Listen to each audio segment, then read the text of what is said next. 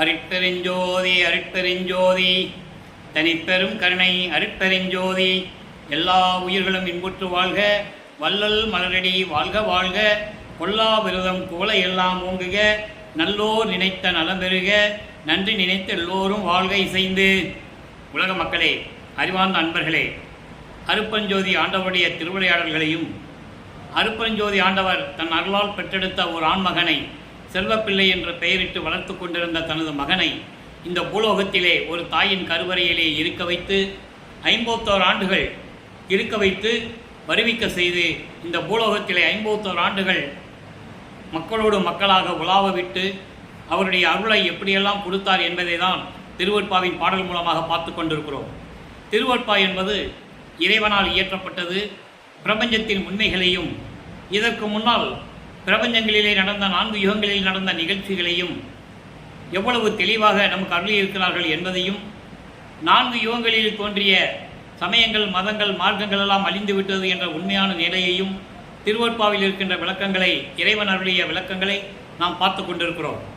அந்த வகையிலே அருட்பெருஞ்சோதி ஆண்டவருடைய திருவிளையாடல் 1/1/1823 ஆண்டு தொடங்கி 30/1/1874 இரவு 12 மணி வரையிலும் இறைவனுடைய திருவிளையாடல் 51 ஆண்டுகள் நடக்கிறது. இந்த 51 ஆண்டுகளையும் 8 ஆண்டுகளாக பிரித்து தனது மகனுக்கு எப்படியெல்லாம் அருளை கொடுத்து கொண்டிருக்கிறார் என்பதை தான் திருவெட்பாவிலிருந்தே பார்த்து கொண்டிருக்கிறோம்.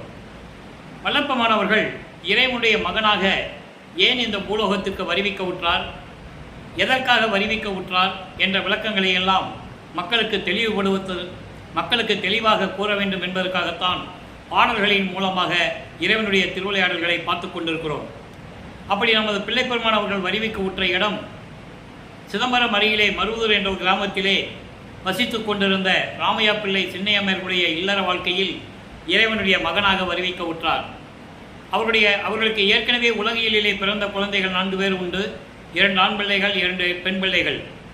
நமது பிள்ளைப்பெருமான் அவர்கள் மகனாக, இறைவனுடைய மகனாக ஒரு தாயின் கருவறையிலே இருந்து வருவிக்க உற்றவர். அந்த தாயின் கருவறையிலே நமது குழந்தை இறைவன் பிள்ளைப்பெருமான் அவர்கள் இருக்கும்போது அங்கே இறைவனுடைய திருவிளையாடல் எப்படியெல்லாம் நடந்தது என்பதையும், 5 மாத குழந்தையாக இருக்கும்போது சிதம்பரத்திலே தன் மகனுக்கு வெட்ட வெளியாக காட்டியதையும் எல்லாவற்றையும் நாம் பார்த்து விட்டோம். அதன் பிறகு ராமையா பிள்ளை அவர்கள் காலமானவுடனே சின்னையம்மை அவர்கள் இந்த 5 குழந்தைகளையும் அழைத்து கொண்டு பொன்னேரி அருகில் இருக்கின்ற சின்னக்காவனம் என்ற கிராமத்திற்கு செல்லுகிறார்கள். சில காரணங்களால் அவங்களால் தொடர்ந்து அங்கு இருக்க முடியவில்லை. சென்னையிலே வந்து குடியேறுகிறார்கள். அவர்கள் குடியேறிய பகுதி ஏழுகிணர் பகுதியில் இருக்கின்ற வீராசாமி தெருவிலே குடியேறுகிறார்கள். இப்போ அந்த இடத்துக்கு பேர் வள்ளலார் நகர்னு பேர். அப்போது நமது குழந்தை இறைவன் வளர்ந்து கொண்டிருக்கிறார். இந்த முன்னுரையை ஏன் கூறுகிறோம் தினமும் என்றால், இறைவன் முதல் 8 ஆண்டுகளில், அதாவது 6/8/48 51 ஆண்டுகளை பிரிக்கிறார். முதல் 8 ஆண்டுகளில் இறைவனுடைய திருவிளையாடல் எப்படி நடந்தது, அந்த காலகட்டங்களில் நமது பிள்ளைப்பெருமான் அவர்கள் அவருடைய நிலை என்ன என்பதை பார்க்க வேண்டும். அவருக்கு உலகியலிலே வைத்த பெயர் ராமலிங்கம் என்ற பெயர். அங்கே மருதூர் பக்கத்திலே பின்னலூர் என்ற ஒரு கிராமம் இருக்கிறது. அந்த கிராமத்திலே ராமலிங்கேஸ்வரர் கோயில் ஒன்று இருக்குது. அதுதான் உங்களுக்கு குலதெய்வம். அங்கே தான் அவருக்கு பேர் வைக்கிறாங்க. பின்னாளில் அவர் திரு அற்பக வள்ளலார் என்று மக்களால் அழைக்கப்பட்டார். பிள்ளைப்பெருமான் ஏன்னா அருட்பெருஞ்சாண்டவர் தன் மகனுக்கு வைத்த பெயர் செல்வப்பிள்ளை, அதனால்தான் நான் பிள்ளைப்பெருமான் என்று கூறுவதுண்டு. பிள்ளைப்பெருமான் அவர்கள் நமது குழந்தை இறைவன் வளர்ந்து கொண்டிருக்கிறார். முதல் 8 ஆண்டுகளில், அந்த 8 ஆண்டுகளிலும் அவருடைய நிலை என்ன?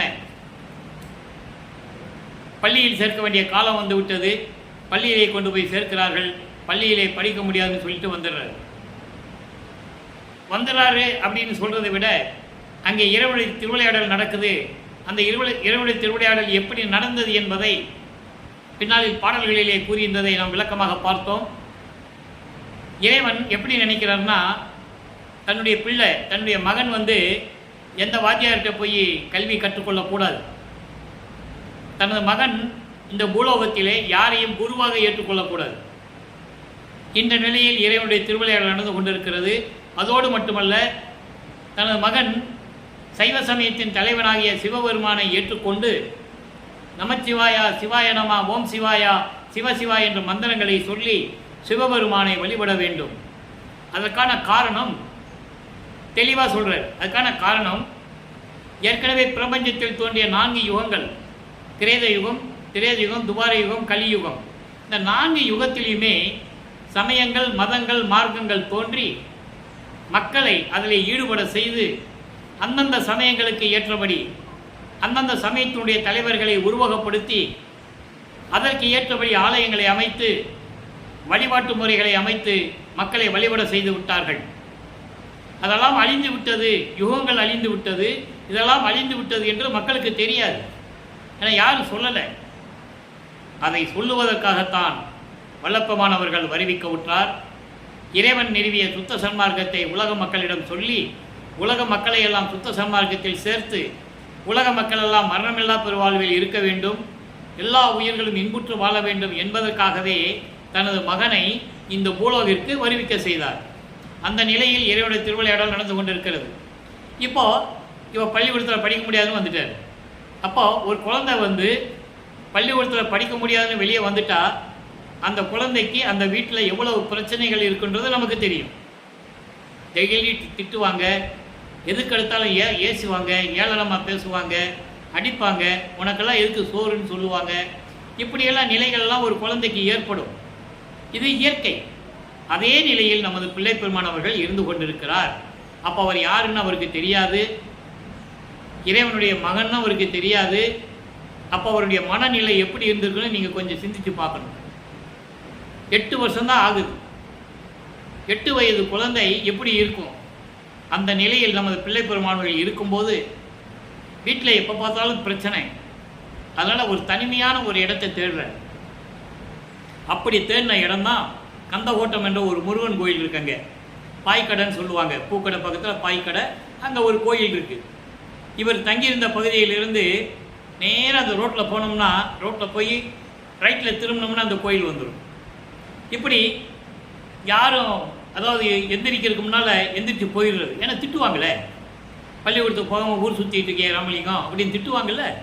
அதுக்கு பயந்துக்கிட்டு நேராக அங்கே போயிடுறது. பகல் ஃபுல்லாக அங்கே இருக்கிறது. ஏன்னா பகல் முழுவதும் அங்கே இருந்துட்டு இரவு வரணும், இங்கே தேடுவாங்க, ராமலிங்கத்தை காண தேடுவாங்க. எல்லோரும் தூங்கின பிறகு தான் வர்றது. இப்படி ஒரு நிலை அவருக்கு தொடர்ந்து கொண்டு இருக்கிறது. ஆக 8 ஆண்டுகள் வரைக்கும் நமது பிள்ளை பெருமாளுடைய நிலை இந்த நிலையில் இருக்கிறார். இறைவனுடைய திருவிளையாடல் நடக்குது. அப்போது 9வது ஆண்டு தொடக்கம், அதாவது 2வது 8. 9வது ஆண்டு தொடக்கத்தில் அருட்பெருஞ்சோதி ஆண்டவர் தன் மகன் முன் எழுந்தருளி, மகனே, நீ என் மகன், என் குலத்தின் மூத்த மகன், நீ உன்னை இந்த பூலோகத்திற்கு வருவிக்க செய்திருக்கிறேன். காரணம், உன்னால் காரியங்கள் எல்லாம் பூலோகத்தில் நடக்க வேண்டியது இருக்கிறது. உனக்கு முன்பருவம் பின்பருவம் காட்டி அருள் செய்வேன். கவலைப்படாதே மகனே, அஞ்சாதே, ஏங்காதே, ஞானத்தை பெற்றுக்கொள் என்று சொல்லி ஞானத்தை கொடுத்துவிட்டு மறைந்து விடுகிறார். ஆண்டாறு 3 ஆண்டில் ஆட்கொண்ட அருள் கடலே என்று சொல்லுவார். 6+3 9வது ஆண்டில் தன்னை இறைவனை ஆட்கொண்டதை தெளிவாக திருவருட்பாவில் கூறியிருக்கிறார்கள். இதை சொல்லணும் மக்கள்கிட்ட. அப்போ தான் அவர் இறைவனுடைய மகன், இறைவன் ஆட்கொண்டார்னு சொல்லணும். விளக்கமாக யாரும் மக்கள்கிட்ட சொல்லாதனால பிள்ளை பெருமானுடைய நிலை மக்களுக்கு தெரியல. ஆக ஆட்கொண்ட பிறகு இவருக்கு மறைப்பு நிலை ஏற்படுகிறது. ஒரு மறைப்பு நிலை கொடுத்து விட்டு போகிறாரு அற்புதஞாண்டவர். என்னென்னா, இதுக்கு முன்னால் நடந்ததெல்லாம் அவருக்கு தெரியாது. ஒரு தாயின் கருவறையிலே இருந்து இறைவனுடைய திருவிளையாடல் நடந்தது, அப்புறம் சிதம்பரத்தில் வெட்ட வெளியாக காட்டியது, இப்படியெல்லாம் நினைவுகள் இதெல்லாம் நடந்தது, அவருக்கு தெரியாது. ஆனால் சுத்த சன்மார்க்கத்தை பெற்ற பிறகு இறைவன் அந்த மறைப்பை நீக்குகிறார். மறைப்பை நீக்கின உடனே அவருக்கு எல்லாமே விளங்குது. இந்த பிரபஞ்சத்தில் நம்ம எப்படி இருந்தோம், இந்த பூலோகத்துக்கு வர்றதுக்கு முன்னால் விண்ணுலகத்தில் நம்ம எப்படி இருந்தோம், ஏன் இந்த பூலோகத்துக்கு ஒரு தாயின் கருவறையில் இருந்தோம், இருக்கும்போது என்னெல்லாம் நடந்தது, அப்புறம் சிதம்பரத்தில் என்ன நடந்ததுன்னு அதுக்கு அப்புறம் தான் அவருக்கு தெரியுது. 6ஆம் திருமுறை உருவாகிறது. 6ஆம் திருமுறை சொல்கிறார். எப்போ நடந்ததை எப்போ சொல்கிறார் பாருங்க. அப்போ தான் அவருக்கு நினைவுகள் வருது, மறைப்பு நிலை நீங்குது. ஆக இறைவன் ஆட்கொண்ட பிறகு அப்போ சைவ சமயத்தின் தலைவனாகிய அருட்பெருஞ்சோதி ஆண்டவர் உண்மையான கடவுள்னு அவருக்கு தெரியாது. அவர் சமயமும் சமயமும் கடந்த இறைவன். சாதியும் மதமும் சமயமும் பொய்யென ஆதியில் உணர்த்தி அருட்பெருஞ்சோதி. சாதியும் மதமும் சமயமும் காணா ஆதி அநாதையாம் அருட்பெருஞ்சோதி. அப்போ அவருக்கு அருட்பெருஞ்சாண்டவர் யாருன்னு தெரியாது. அவர் தான் தன்னை வருவிக்க செய்த தந்தை என்று தெரியாது. அவருடைய மகன் இவருக்கு தெரியாது. அந்த மறைப்பு நிலை இருப்பதனால், சைவ குலத்திலிருந்து வருவிக்க உற்றதனால், சைவ சமயத்தின் தலைவனாகிய சிவபெருமானை தலைவனாக ஏற்றுக்கொண்டு சைவ சமயத்தின் அடையாளமாகிய திருநூரை பூசிக்கொண்டு அந்த சங்கற்ப விகற்பங்களில் ஈடுபட்டு கொண்டிருக்கிறார். சங்கற்ப விகற்பங்கள் என்பது இறைவனை வழிபடும்போது குத்துவிளக்கு ஏற்றுறது, கற்பூரம் ஏற்றுறது, தீபார்த்தனை காட்டுறது, இந்த நிலைகளில் இருந்து கொண்டிருக்கிறார். சரியை, கிரியை, யோகம் என்ற 12 நிலைகளில் இருந்து கொண்டு சைவ சமயத்தில் இருந்து கொண்டு சிவபெருமானை வழிபடுகிறார். இப்போ நம்ம பிள்ளை பெருமான் அவர்கள் 9வது ஆண்டிலிருந்து 12 ஆண்டுகளுக்குள் இருக்கிறார். அப்போ 1ஆம் திருமுறை உருவாகிறது. 1ஆம் திருமுறை 8 பதியங்கள், 712 பாடல்கள். நம்ம ஏற்கனவே சொன்னது போல திருவருள் முறையீடு என்ற ஒரு பதிகமும், வடிவுடை மாணிக்க மாலையும், இறைவனுடைய திருவிளையாடல் என்ற பதிவிலே நாம் ஏற்கனவே பதிவு செய்து விட்டோம். 400 பதிவுகள் நாம் வீடியோ போட்டிருக்கோம், நீங்கள் பார்த்துக்கலாம். சிவனேச வேண்பா என்ற பதியத்தில் இருக்கின்ற 102 பாடல்களில் 101 பாடலுடைய விளக்கத்தை நாம் பார்த்து விட்டோம். இன்று சிவனேசவை வெண்பா என்ற பதிகத்தினுடைய கடைசி பாடல். நல்லா கவனிக்கணும். இப்போ சிவபெருமானை வழிபடுகிறார், தன்னுடைய விண்ணப்பங்களை வைக்கிறார், முறையீடு செய்கிறார். நல்லா கவனிங்க. இப்பாரில் இன்னைக்கு கடைசி பாடல். இன்னைக்கு கூட அந்த பதிகம் முடியுது. அதற்கு பிறகு பதிகம் 5 மகாதேவ மாலை என்ற பதிகத்தில் இருக்கின்ற 100 பாடலுடைய விளக்கங்களை தொடர்ச்சியாக பார்க்க போகிறோம். அருமையான ஒரு பதிகம். எப்படியெல்லாம் வல்லற்பெருமானவர்கள் பிரபஞ்சத்தின் உண்மைகளை இங்கே கூறுகிறார் என்பதை நாம் பார்க்க போகிறோம். இப்போ இந்த கடைசி பாடல். இப்பாரில் என் பிழைகள் எல்லாம் பொறுத்து அருள் என் அப்பா. இப்போ சிவபெருமானது அப்பான்னு சொல்லுவார், சொல்லிதான் ஆகணும். காலத்தின் கட்டாயம். மறைப்பு நீங்கிய பிறகு, சுத்த சன்மார்க்கத்தை பெற்ற பிறகு இந்த சைவ சமயத்தின் தலைவனுடைய பேரே அங்கே வராது, அருட்பெருஞ்சாண்டவர் தான் வரும். அதுக்காக தான் அவர் அங்கே சமய சமயத்தில் இருக்கிறாரு. இறைவனுடைய திருவிளையாடல் நடக்குது. இது தேவையில்லைன்னு மக்களுக்கு சொல்லணும் இல்லை, அதுக்காக தான். என் அப்பா நின் தாள்களுக்கே அடைக்கலம் காண். இப்பாரில் நான் நினது தாள் நிழல் நன்னும் மட்டும் நின் அடியார் பால் நினது சீர் கேட்க பண் என்ற பொருள் என்ற பாடல். இதுக்கு பொருள் பாருங்க. என் அப்பா இந்த பூலோகத்தில் நான் வருவிக்க உற்று, இந்த பூலோகத்தில் நான் வருவிக்க உற்று செய்த தவறுகளை எல்லாம் நீ மன்னித்து அருள வேண்டும். 12 ஆண்டுகள் தான் ஆகுது பிள்ளை பெருமானவர்களுக்கு. நல்லா கவனிக்கணும். 12 ஆண்டுகளுக்குள்ள இருக்கிறாரு. அப்போ பாடல்கள் பாடுகின்ற சக்தியை ஞானத்தால் பெற்றுக்கொள்ளுகிறார். சிவபெருமானை பற்றி பாடுறார். நல்லா கவனிக்கணும். அவர் எந்த ஆசிரியரும் படிக்கவில்லை, தமிழ் இலக்கியம் இலக்கணம் படிக்கவில்லை. இறைவனுடைய ஞானத்தினால், தன்னுடைய தந்தை அருட்பெருஞ்சாண்டவர் ஞானத்தை கொடுத்து விட்டு சென்றதனால், அந்த ஞானத்தின் அடிப்படையில் பாடல்களை பாடுகின்ற ஆற்றலை பெற்றுக்கொள்ளுகிறார். இதை மக்கள்கிட்ட சொல்லணும். யாரும் சொல்லலை. 203 ஆண்டுகளாகுது வல்லற்பெருமான் இந்த பூலோகத்துக்கு வந்து. விண்ணுலகத்தில் தன் தந்தையிடமிருந்து இந்த பூலோகத்துக்கு வந்து 203 ஆண்டுகள் ஆகியும் கூட இதை பற்றி யாருமே சொல்லலை. மற்றவர்களை பற்றியெல்லாம் சொன்னார்கள். நண்பர்களை, நான் ஏற்கனவே கூறியது போல திருவருட்பாவை பற்றி பேசும்போது மற்ற நூல்களை பற்றியோ மற்ற தலைவர்களை பற்றியோ நான் பேசுவதில்லை. காரணம், அது தேவையில்லை. இருந்தாலும் சில காலகட்டங்களில் சில உதாரணங்களை சொல்ல வேண்டியது இருக்கிறது. எடுத்துக்காட்டுகளை மக்களுக்கு எடுத்துக்காட்டி சொல்ல வேண்டியது இருக்கிறது, என்ன நடந்தது என்பதை. திருஞான சம்பந்தர் 3.5 வயதில் பார்வதியினுடைய ஞானப்பால் அறிந்து ஞானத்தை பெற்றுக் கொண்டார் என்று சொன்னார்கள். உண்மை. வல்லற்பெருமானே கூறுகிறார், உண்மை சொன்னார்கள் அல்லவா. திருநாவுக்கரசர் எப்படி ஆற்றலை பெற்றுக்கொண்டார், சுந்தரன் எப்படி ஆற்றலை பெற்றுக்கொண்டார், வாதவூரான் என்ற மாணிக்க வாசகர் எப்படி இறைவன் என்ற ஆற்றலை பெற்றுக் கொண்டார் என்றெல்லாம் சொன்னார்கள். மக்களுக்கு தெரிந்தது. இங்கே திருவருட்பாவிலே வல்லற்பெருமானவர்கள் சொன்ன மக்களிடம் சொல்லாதனால் வல்லற்பெருமானை பற்றி யாருக்கும் தெரியல. பொதுப்படையாக சொன்னாங்க இல்லையா? பொதுப்படையாக தான் பேசினாங்களே தவிர இறைவனுடைய மகன் என்றோ, இறைவனுடைய திருவிளையாடல்கள் எப்படியெல்லாம் நடந்ததென்றோ, இறைவன் வந்து ஞானத்தை பெற்றுக்கொள்ள என்ற ஞானத்தை கொடுத்தது, இதெல்லாம் மக்கள்கிட்ட யாரும் சொல்லலை இல்லையா? அதனால் யாருக்கும் தெரியாது. அதனால் அவர் சொல்கிறாரு, இந்த உலகில் நான் வருவிக்க உற்று நான் செய்த பிழைகளை எல்லாம் பொறுத்து உன் திருவடிகளுக்கு எனக்கு அடைக்கலம் கொடுக்க வேண்டும். இந்த உலகில் நான் இருந்து கொண்டிருக்கின்ற காலகட்டங்களில் உனது திருவடிகளின் நிழல்களை உன் திருவடிகளில் வந்து சேரும் வரை, உன் திருவடிகளே வந்து சேரும் வரை உன் அடியார்களிடம் நினது புகழை கேட்கும்படி நீ செய்ய வேண்டும். உன் அடியார்கிட்ட சேர்க்கணும், உன்னுடைய புகழை நான் கேட்டுக்கிட்டே இருக்கணும். அதை நீ செய்யணும். எது வரைக்கும்? உன்னுடைய திருவடிக்கு நான் வந்து அடைக்கலம் வாங்குகிற வரைக்கும் நீ இதை செய்யணும் என்று சொல்லி இந்த பாடலை நமக்கு அருளியிருக்கிறார்கள். இதோடு சிவனே சிவன்பா பதிகம் முடிகிறது. நாளையிலிருந்து 1ஆம் திருமுறையிலே 5வது பதிகமாகிய மகாதேவ மாலையிலிருந்து விளக்கங்கள். ஏற்கனவே இந்த வள்ளலார் ஊழியன் மகாதேவ மாலையுடைய 100 பாடல்களுடைய விளக்கங்களை ஏற்கனவே நான் பதிவு செய்திருக்கிறேன். இருந்தாலும் கூட ஒவ்வொரு 8 ஆண்டுகளிலும் நமது பிள்ளைப்பெருமானுடைய நிலை என்ன என்பதை மக்களுக்கு கூற வேண்டும் என்பதற்காக மறுபடியும் அந்த விளக்கங்களை கூற எனக்கு கடமை இருக்கிறது, அந்த உணர்வு இருக்கிறது. அதனால் நாளையிலிருந்து அதை நம்ம தொடர்வோம். ஆக வல்லப்பெருமானவர்கள் 12 ஆண்டுகள் வரைக்கும் 1ஆம் திருமுறையில் இருக்கின்ற அத்தனை பாடலுடைய விளக்கங்களை நாம் பார்க்க வேண்டியிருக்கிறது. இந்த நிலையில் நமது குழந்தை இறைவன் இருந்து கொண்டிருக்கிறார். இப்போ 13வது ஆண்டு தொடங்குகிறது. இவர் ஞானத்தை பெற்றுக்கொண்டார், சிவபெருமானை வழிபட்டு கொண்டிருக்கிறார். இப்போ அவர் மனம் அவரை தூண்டி விடுகிறது என்று சொல்வதை விட அருட்பெருஞ்சாண்டவர் அவருடைய மனதை தூண்டி விடுகிறார். ஒரே இடத்துல நம்ம பையனை இருக்க வைக்கக்கூடாது. அவன் அப்படியே போகணும், ஒவ்வொரு ஊராக போகணும். அப்படியே மனசை தூண்டி விடுறாரு. அந்த வகையிலே 13வது ஆண்டில் நமது குழந்தை இறைவன் வள்ளலார் நகரிலிருந்து திருவொற்றியூருக்கு தியாகராஜ பெருமானை வழிபடுவதற்காக கால்வடிக்க நடந்து செல்லுகிறார். ஒவ்வொரு 8 ஆண்டுகளிலும் அவருக்கு ஒரு முன்னேற்றம் கிடைக்கும்.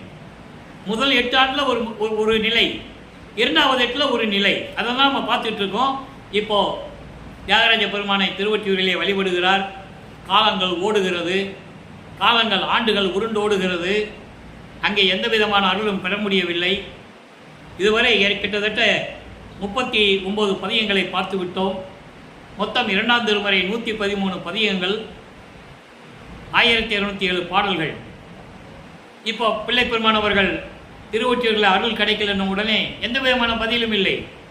உடனே திருமுல்லை வயலுக்கு போகிறார். அங்கேயே போய் மாசிலாமணி உருகி பாடுவார். அங்கே இருக்கிற சிவபெருமான் பேர் மாசிலாமணி. அவருக்கு தான் ஒரு ஊருக்கு ஒரு பேர் இருக்கு. நல்லா கவனிச்சிட்டே வரணும்.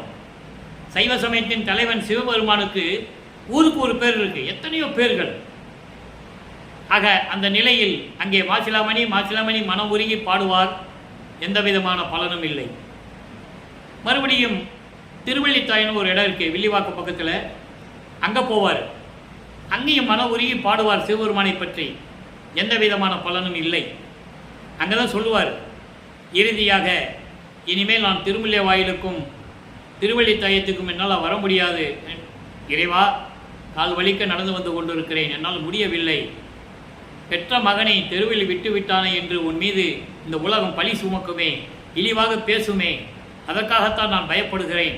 அதற்காகவாவது நீ விரைவில் எனக்கு அருள வேண்டும் என்ற நிலையை அங்கிருந்து பாடிக்கொண்டிருப்பார். எந்த விதமான பலனும் இல்லை. இப்போ வல்லப்பெருமானவர்கள் 16வது ஆண்டில் இருந்து கொண்டிருக்கிறார். நல்லா கவனிச்சிட்டே வரணும். 16வது ஆண்டில் இருந்து கொண்டிருக்கிறார். பாடல் பாருங்க, 40வது பதிகம், அடிமை திறத்து அலைசல், 9வது பாடல். நல்லா கவனிங்க. ஏன்னா இந்த 40வது பாடலுக்கு சுத்த சன்மார்க்கத்தை பெற்ற பிறகு இறைவன் யார், அந்த இறைவன் எப்படிப்பட்டவன், அந்த இறைவனுடைய நிலை என்ன, அந்த இறைவனால் எனக்கு கிடைத்த அருள்கள் எத்தனை என்ற நிலைகள் எல்லாம் கூறியிருப்பார். அதை இன்னைக்கு பார்க்க போகிறோம். கடனே அடியார் தம்மை காத்தல் என்றால் சிவபெருமான்கிட்ட சொல்றார், கடனே அடியார் தம்மை காத்தல் என்றால் கடையேன் அடியன் அன்றோ. நல்லா கவனிக்கணும். இதுக்கான விளக்கங்கள் நிறைய இருக்கு. எனக்கு நேரம் பத்தலை, அதனால் முடிஞ்ச அளவுக்கு நான் சுருக்கி சொல்லிக்கிட்டு இருக்கேன். உடன் சேர் உடன் மேற் பிணியும் ஒளித்தல் இல்லை, என் உள்ளத்து துயரம் தவிர்த்தில்லை. விடன் நேர் கண்டத்து இன்னமுதே, வேத முடியில் விளங்கும் ஒளியே, அடன் ஏர் விடையாய் திருவொற்றியூர் அப்பா உன்னை நான் அயர்ந்திலேனே. இது பாடல். இந்த பாடலை பாருங்க. கடனே அடியார் தம்மை காத்தல் என்றால், உனது அடியார்களை காப்பதுதான் உனது கடமை என்றால், இந்த கடையன் உனது அடிமை, உனது அடியன் இல்லையா? நான் யார் அப்பனா? அடியார்களை காத்து கொண்டிருப்பது உனது கடமை என்று சொல்லுகிறாய், உனது கடமை என்று நினைக்கிறாய். அப்ப நான் யாரு? இதைதான் 6ஆம் திருமுறைக்கு வரும்போது நண்பர்களே, ஏற்கனவே நான் கூறியது போல ஒவ்வொரு வரி பாடலுக்கும் ஒவ்வொரு வரியிலே எங்கேயாவது ஒரு விளக்கம் இருக்கும். இங்க என்ன சொல்றாரு? அடியார்களை காப்பதுதான் உனது கடமைன்னு நீ நினைச்சுக்கிட்டு எல்லாம் செஞ்சுக்கிட்டு இருக்க. அப்ப நான் யாரு? இந்த கடையன் அடியன் அன்றோ அப்படின்னு சொல்லுவார். 6ஆம் திருமுறை சொல்லுவாரு, வாழையடி வாழையனம் என்ற திருக்கூட்ட மரபில் யான் ஒருவன் அன்றோ. அங்க சொல்லுவார், வாழையடி வாழையாக எத்தனையோ பிரம்ம ரிஷிகள் எல்லாமே அடியார்களும் தோன்றியிருக்காங்க. நான் அப்படியா வந்தேன்? உன் மகன் அல்லவா, நீ எனது தந்தை அல்லவா, நல்லா சொல்லுவேன். அது அங்க. இங்க என்ன சொல்றாரு? இப்போ நான் அடியன் கிடையாதா? என்னோட வந்த பிறவி பிணியும் நீங்கவில்லை. என்னோடு இருக்கிற பிறவி பிணி நீங்கவில்லை. துன்பங்களையும் நீ நீக்கவில்லை, பிறவி துன்பத்தையும் நீக்கவில்லை. இந்த உலகத்தில் வருவிக்க விட்டு நான் படுகின்ற துன்பங்களையும் துயரங்களையும் ஏளனங்களையும் ஏளன பேச்சுகளையும் இழிவான சொற்களையும் நீ நீக்கவில்லை. இப்படி இருக்கும்போது விஷமுண்டு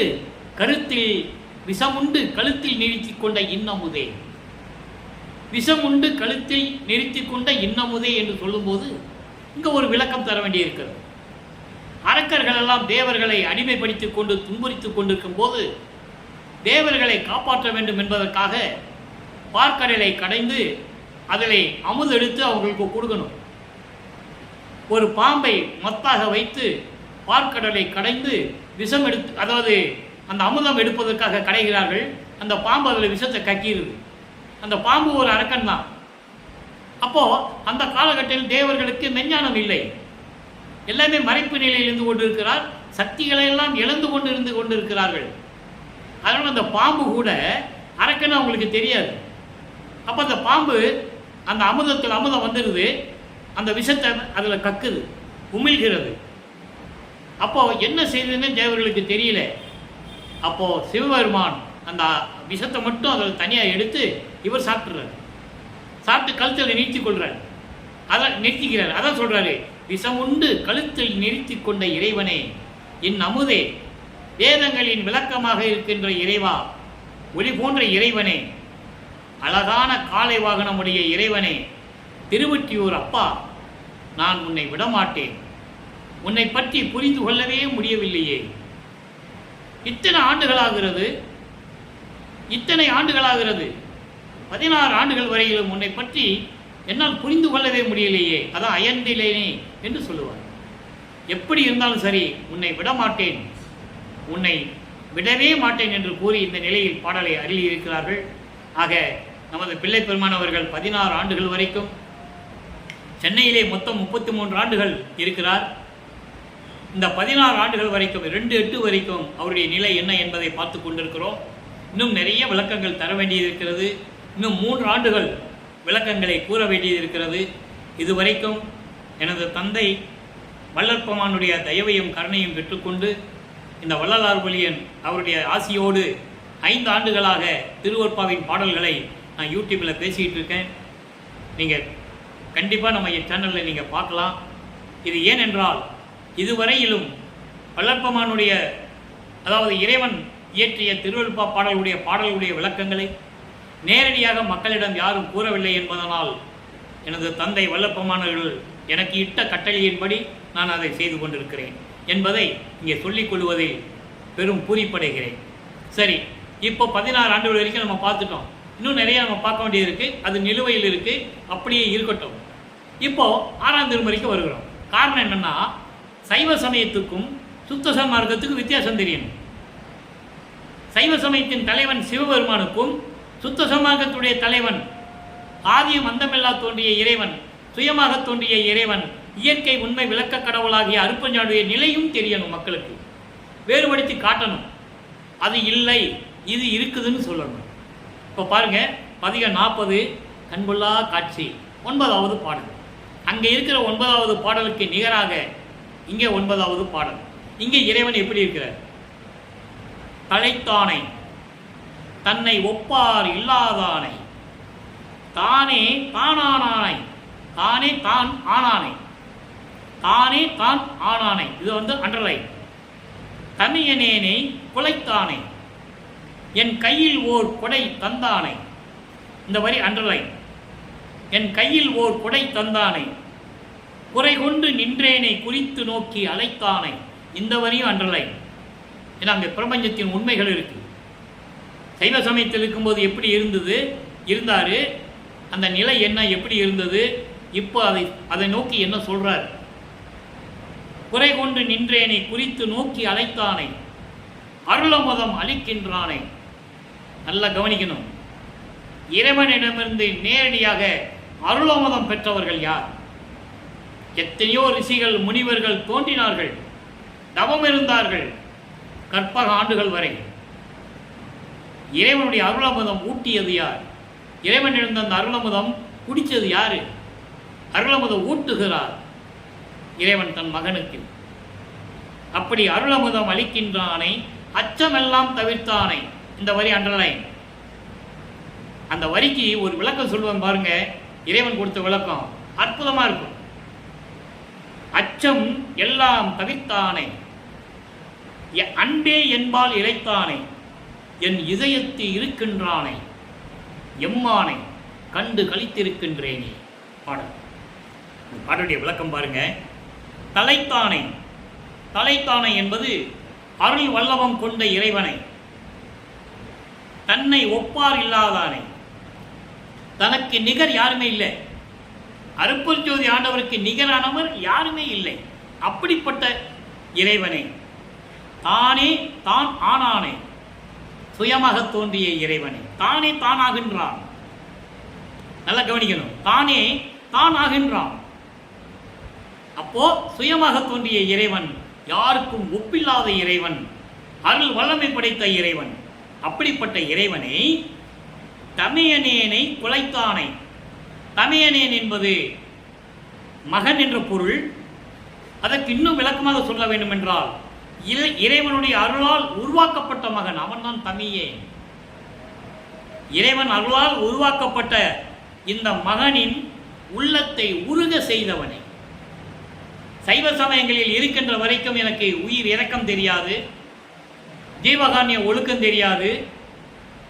சுத்த சன்மார்க்கத்தை பெற்ற பிறகு அவன் அருளால் பெற்ற இந்த மகனின் உள்ளத்தை உருக செய்தவனை, தயவையும் கருணையும் ஊட்டி வளர்த்தவனை, ஜீவகாரண்ய ஒழுக்கத்தை எனக்கு விளக்கியவனை, என் கையில் ஓர் கொடை தந்தானை. என்ன கொடை கொடுத்தாரு? அருட்பெருஞ்சோதி. அருட்பெருஞ்சோதி. என் கையில் ஓர் கொடை கொடுத்தானே, என் கையில் அருட்பெருஞ்சோதியை வழங்கிய இறைவனை. அது கொடுத்தாதான் திருவருள் செங்கோலாட்சி செய்ய முடியும். திருவருள் செங்கோலாட்சி செலுத்துவோம் என்று சொன்னார். இந்த வாசகம் சித்தி வளாகத்தில் இருக்கிறது, நீங்கள் பார்த்துக் கொள்ளலாம். மேட்டுக்குப்பத்திலே செலுத்துவோம் சொன்னார். நல்லா கவனிக்கணும். அதில் எவ்வளவோ விளக்கங்கள் இருக்கு. எனக்கு நேரம் இல்லை ரொம்ப விவரியா சொல்றதுக்கு, சுருக்கமாக சொல்றேன். செலுத்துவோம் என்றால் பன்மை, ஒருமை அல்ல. செலுத்துவேன் என்று சொல்லவில்லை, செலுத்துவார் என்றும் சொல்லவில்லை. செலுத்துவோம், தந்தையும் மகனும் சேர்ந்து திரு அருள் ஆட்சி செங்கோல் செலுத்துவோம் என்று கூறுகிறார். அப்படின்னா என்ன அர்த்தம்? இறைவன் தன்னோடு கலந்து விட்டதையும், நல்லா கவனிக்கணும், இறைவன் தன்னோடு கலந்து விட்டதையும், தன் உள்ளத்திலிருந்து எப்படியெல்லாம் பிரபஞ்சத்தை இயக்க வேண்டும் என்ற நிலைகளை கட்டளையிடுவதையும் சொல்லுகிறார். அப்படி எனக்கு ஓர் கொடை அளித்தானை, குறை கொண்டு நின்றேனை குறித்து நோக்கி அழைத்தானே. அவருக்கு என்ன குறை இருந்தது? இறைவனுடைய மகன் அருளை கொடுத்து விட்டார். அவருக்கு என்ன குறை இருந்தது? குறை கொண்டு நின்றேனை. எப்போ நின்றேனை? 8வது, அதாவது 1824ஆம் ஆண்டிலிருந்து 32 ஆண்டுகள் வரையிலும், கிட்டத்தட்ட 1856 ஆண்டுகள் வரையிலும், அதாவது 4 8கள் முடிய வரை, 4 8 32. அந்த 32 ஆண்டுகளிலும் நான் சமயங்களை சார்ந்திருந்தேன். சைவ சமயத்தை பின்பற்றி கொண்டிருந்தேன். மதங்களையும் மார்க்கங்களையும் சொல்லப்பட்ட நெறிமுறைகளையும் பின்பற்றி கொண்டிருந்தேன். அந்த குறைகளை நோக்கி, ஏன்னா அவர் தானே இருக்க வச்சாரு, அவர் தான் திருவிளையாடல் செய்கிறாரு, அவர் தான் இருக்க வைக்கிறாரு. இருந்தாலும் அந்த தவறுகளை எல்லாம் மனதில் வைக்காமல், ஐயோ மகன் துன்பப்படுகிறானே, வருத்தப்படுகிறானே என்று சொல்லி, அஞ்சாதே மகனே என்று என்னை நோக்கி அழைத்தவனை, என்னை நோக்கி அழைத்து அணைத்து கொண்டவனை, தூக்கி எடுத்தான் அணைத்தான் சிற்றம்பலத்து என்ப ஒரு பாட்டு சொல்வார். ஆக்கி தொழில் ஒன்றோ அழித்தல் ஐந்தொழில் முதலையும் பேக்கி அமுது நீசை என்றான். தூக்கி எடுத்தான் அணைத்தான் சிற்றம்பலத்தன் என்போ தெளிவாக சொல்லுவார். அதான் இங்கே சொல்றாரு. அப்படி நின்றுகிட்டு இருந்த என்ன சென்னையில் 32 ஆண்டுகள் வரைக்கும் நான் சைவ சமயத்தில் இருக்கும்போது இருந்த என்ன, ஐயோ மகன் ரொம்ப கஷ்டப்பட்டுட்டானே, அவன் மனசில் எவ்வளவு துன்பப்பட்டிருப்பான், எவ்வளோ வருத்தப்பட்டிருப்பான். அந்த குறைகளை எல்லாம் நீக்கி மன்னித்து பொறுத்து என்னை தூக்கி அணைத்து, என்னை வாமகனே உனக்கு சுத்த சன்மார்க்கம் தரப்போகிறேன், கவலைப்படாதே, அதற்காகத்தானே உன்னை நான் வருவிக்க விட்டேன் என்று சொல்லி என்னை நோக்கி அழைத்தவனை, அப்படிப்பட்ட இறைவனை, அருள் அமுதம் அளிக்கின்றவனை. அவருக்கு ஏது பசி சொல்லுவாங்க. வெள்ளப்பமன வாழையில போட்டு எல்லாம் சாப்பிட்டாருலாம் சொல்லுவாங்க. நல்லா கவனிங்க. அவர் உலகியலிலே தோன்றும் துணையாக இருந்த காலகட்டங்களில் அவர் இருந்த இடங்களில் ஏது எங்க சாப்பிட்டாரு? மேட்டுக்குத்தர் சித்தி உலகத்தில் எங்க குளியல் ரூம் இருக்கா? குளியல் ரூம் இருக்கா? சமைக்கிற ரூம் இருக்கா? பள்ளியறைன்னு சொல்லுவாங்க, மடப்பள்ளின்னு சொல்லுவாங்க, அது 2 இருக்காங்க. அவர் எப்படி சாப்பிட்டாரு, எப்படி குளிச்சாரு, எப்படி துணி துவைச்சாரு, யாருக்கு தெரியும்? அவர் இறைவன். நல்லா புரிஞ்சுக்கணும் நீங்க. அதை தான் சொல்றாரு அவர். அப்படிப்பட்ட இறைவனை, அருள் அமுதம் அளிக்கின்றவனை, நான் பசித்த போதெல்லாம் தான் பசித்ததாகி அருள் அமுதம் ஊட்டியவன் என்று கூறுவார். எனக்கு பசிங்கும் போதெல்லாம் இறைவன் நம்ம அப்பா நினைப்பாராம், ஐயோ மகனுக்கு பசிக்குதே என்று சொல்லி அருள் அமுதம் ஊட்டிய இறைவனை. தாயின் கருவறையிலிருந்து அருள் அமுதம் உண்டவர். ஒரு தாயின் கருவறையிலே 9 மாதங்கள், சரியாக 9 மாதங்கள் 4 நாட்கள் ஒரு தாயின் கருவறையிலே இருக்கிறார். அவருக்கு உணவு எப்படி போச்சு? இறைவன் அருளமுதம் ஊட்டினார். அவருக்குன்னு உணவு போறதுக்கு தனி குழாயெல்லாம் ஒன்றும் கிடையாது. அப்போ அருளமுதம் உண்டவர். அதற்கு பிறகு சைவ சமயங்களில் ஈடுபட்டு கொண்டிருந்த போது அவருக்கு தெரியாது, அவர் சாப்பிட்ற அந்த சிறிதளவு உணவு கூட உள்ள போகுதுன்னு அவருக்கு தெரியாது. பார்க்கறதுக்கு சாப்பிட்ற மாதிரி தான் இருக்கும், எல்லாம் உள்ள போன பிறகு அமுதம் ஆயிடும். அதை சுத்த சன்மார்க்கம் வாங்கின பிறகு சொல்றாரு, நான் முன்பு உண்ட உணவெல்லாம் அமுதமாயிற்றுன்னு சொல்லுவார். நல்லா கவனிச்சுக்கணும் நீங்க. அவருக்கு தெரியாது, அவர் உண்ட உணவெல்லாம் எனக்கு அமுதமாயிற்றுன்னு எப்போ சொல்லுவார்? சுத்த சன்மார்க்கம் வந்த பிறகுதான் சொல்லுவார். ஆக அது இறைவனுடைய திருவிளையாடல். தன் மகனிடம் இறைவன் திருவிளையாடல் செய்து கொண்டிருக்கிறார். அப்படிப்பட்ட அருளமுதம் கொடுத்தவனை அச்சமெல்லாம் தவிர்த்தானே. அவருக்கு எதுக்கு அச்சம்? இறைவனுடைய மகன்னு தெரிஞ்சு போச்சு, அருளை கொடுத்தாச்சு, மகனை நீ பிரபஞ்சத்தை இயக்குன்னு சொல்லியாச்சு, அப்புறம் எதுக்கு அச்சம்? இயற்கையாகவே வரும். நான் ஏற்கனவே ஒரு விளக்கம் கொடுத்துருக்கிறேன், இருந்தாலும் சொல்ல வேண்டிய கடமை இருக்கிறது. ஒரு ஆஃபீஸில் ஒரு நிர்வாகத்திறனை, ஒரு மேனேஜரை கொண்டு போய் ஒரு நிர்வாகத்தில் கொண்டு போய் நிர்வாகத்திறனாக கொடுத்துட்றாங்க, மேனேஜிங் டைரக்டராக கொடுக்குறாங்க. அப்போ அந்த மேனேஜர் என்ன நினைப்பார்? இவ்வளோ பெரிய பொறுப்பு நமக்கு கொடுக்குறாங்களே, நம்மளால் வெற்றிகரமாக செய்ய முடியுமா? நம்ம சக்ஸஸ் பண்ண முடியுமா? இல்லை நம்ம ஃபெயில் ஆகிடும், நம்ம ஃபெயிலியர் ஆகிடுமா இந்த நிகழ்ச்சியில்? ஒருவேளை கம்பெனியை லாஸ் பண்ணி விட்டுருவோமோ என்ன பயம் இருக்கும். அந்த அச்சத்தை சொல்கிறார். பிரபஞ்சத்தை இயக்குன்னு சொல்கிறாரு. ஏற்கனவே பிரம்மன், திருமால், ருத்திரன், மகேஸ்வரன் 5 பேர் பிரபஞ்சத்தை இயக்கினாங்க. 5 பேர் இயக்கின தொழிலை ஒத்தாள்கிட்ட கொடுத்துட்டாரு, ஒரே ஆளுகிட்ட மகனை நீ செய்யன்னு. அப்போ அவருக்கு அந்த அச்சம் வருதான். அப்போ தான் சொல்கிறாராம், மகனே அச்சப்படாதே, நான் உன் உள்ளத்தில் இருக்கிறேன், நான் உன்னோடு தானே இருக்கிறேன், எதுக்கு அச்சப்படுகிறாய் என்று எனது அச்சத்தை நீக்கியவனை, அன்பே என்பால் இழைத்தானே, என்னிடம் அன்பு காட்டிய இறைவனை, என் இதயத்தில் இருக்கின்றானே சொல்லிட்டாரா? என் இதயத்தில் இருக்கின்ற இறைவனை, எம்மானை, எனது தந்தையை, எனது அரசனை, எப்படி வேணும் சொல்லலாம், அருட்பெருஞ்சோதி ஆண்டவரை கண்டு கழித்திருக்கின்றேனே, நான் பார்த்து மகிழ்ந்து கொண்டிருக்கின்றேனே சொல்றார். எனவே அன்பர்களே, இந்த அச்சமெல்லாம் தவித்தானை சொல்வதற்கு ஒரு பாடலை நான் சொல்ல வேண்டிய கடமை இருக்கிறது.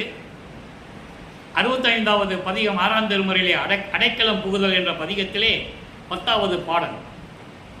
பிச்சன் கவரி நிலற்றி அசைத்திட மால் யானை பிடரின் மேல் நிச்சம் பவனி வருகின்ற நிபுணரெல்லாம் தொழுது ஏத்த எச்சம் புரிவோர் என்னை போற்ற என்னை ஏறாமிலை ஈசை ஏற்றுவித்து அச்சமெல்லாம் தவித்து ஆண்டு கொண்டாயே நான் உன் அடைக்கலமே என்று கூறுவார். அந்த அச்சம் தவிர்த்த வாழ்க்கை இந்த பாடலை சொல்லுவது சரியாக இருக்கும். எப்படிப்பட்டவர்களாக இருக்கிறாங்களா?